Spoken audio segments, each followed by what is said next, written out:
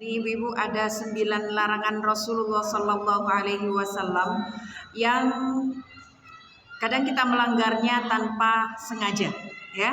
Yang pertama adalah menceritakan hal palsu untuk menghibur atau untuk lelucon, ya, untuk melucu. Jadi di dalam hadis At-Tirmizi dan Abu Dawud, celakalah bagi orang yang berkata bohong untuk menjadikan baginya orang lain tertawa.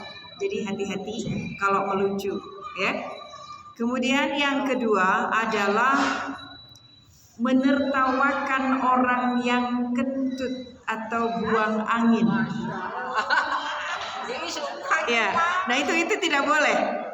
Ya, itu tidak boleh. Ini hadis riwayat Bukhari Muslim. Ya, tidak boleh. Ya. Iya. Iya sayang. Ya, jangan ya. Baik. Kenapa kagak boleh diketawain, malu ya? Iya, membuat orang lain malu. Kemudian yang ketiga, terlalu banyak tertawa. Jadi kalau kita tertawa secukupnya boleh, tertawa itu boleh, ya, karena mengekspresikan kebahagiaan. Tapi kalau terlalu banyak, itu akan mematikan hati.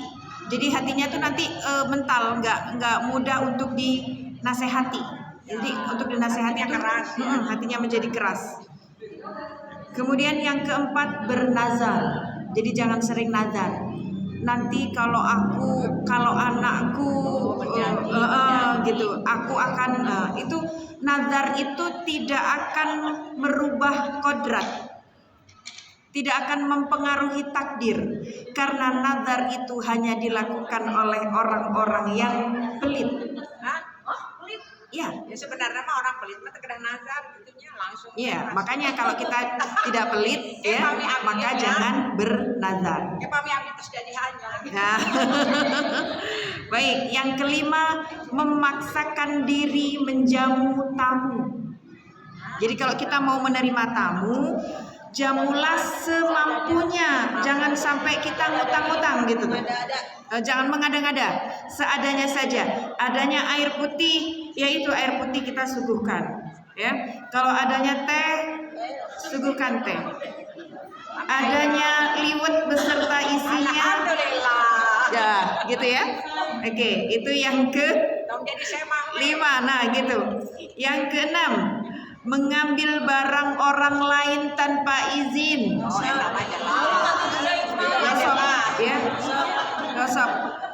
Gosip itu mungkin kadang kita sadar, tapi kalau gosip kita nggak sadar. Padahal itu kita juga mengambil hak orang lain. Hati-hati ya. Gosip kan? Ini hadisnya riwayat Ahmad dan Abu Dawud At-Tirmizi. Kemudian yang yang ketujuh, memuji orang lain berlebihan. Ya, contohnya misalnya, Teh Nuri itu udah cantik, baik hati, jujur, tidak sombong, suka sedekah, rajin menabung, gitu ya. Tralalalala gitu.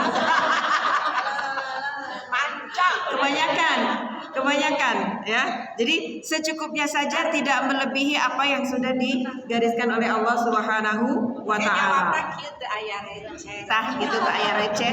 Barang siapa di antara kamu yang hendak memuji kerabat ataupun saudara, katakan aku mengenal si fulan dan Allah lah yang menilainya, dan aku tidak memuji seseorang melebihi kemampuan Allah.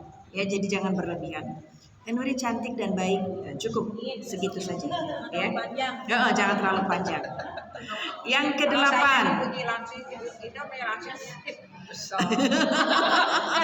kesel ya. Melakukan sholat dalam keadaan makanan sudah dihidangkan. Nah, ini juga tidak boleh. Jadi makan dulu, ya. Tapi jangan dipakai alasan. Nanti pas waktunya sholat makan we dulu. Lagi-lagi makan we dulu jadi sholat. Tapi kalau memang kita mau sholat, kemudian makanan sudah dihidangkan, sebaiknya makan dulu. Hormati tuan rumah ya. Tidak sempurna seseorang sholat dalam kondisi makanan sudah tersedia ataupun menahan buang air kecil ataupun besar. Kalau kita mau sholat, makanan sudah dihidangkan, itu hukumnya makruh. Begitu juga ketika kita mau sholat menahan pipis ataupun menahan hendak buang air besar, sama.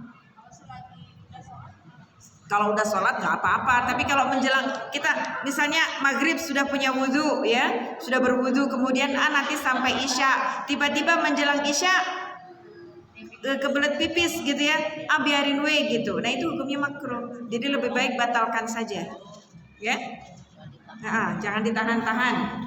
Yang ke-9, pergi ke masjid dengan terburu-buru untuk mengejar agar tidak ketinggalan sholat. Biasanya kan gak mau masbuk ya bapak-bapak nih terutama.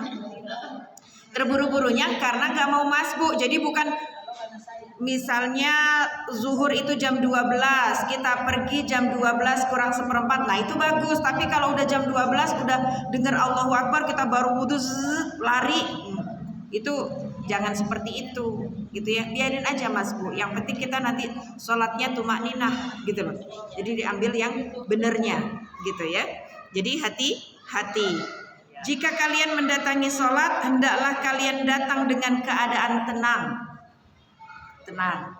Berjalan sambil istighfar, sambil berzikir. Maka apa yang kalian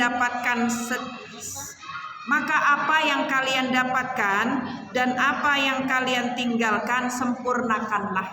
Jadi kalau kita hendak melakukan sholat ke masjid dengan tenang, meninggalkan masjid juga dengan tenang. Jadi jangan ketika ke masjid buru-buru, bukan buru-buru di awal, tapi udah mendekati kita buru-buru, tapi nanti kemudian habis sholat juga kita buru-buru.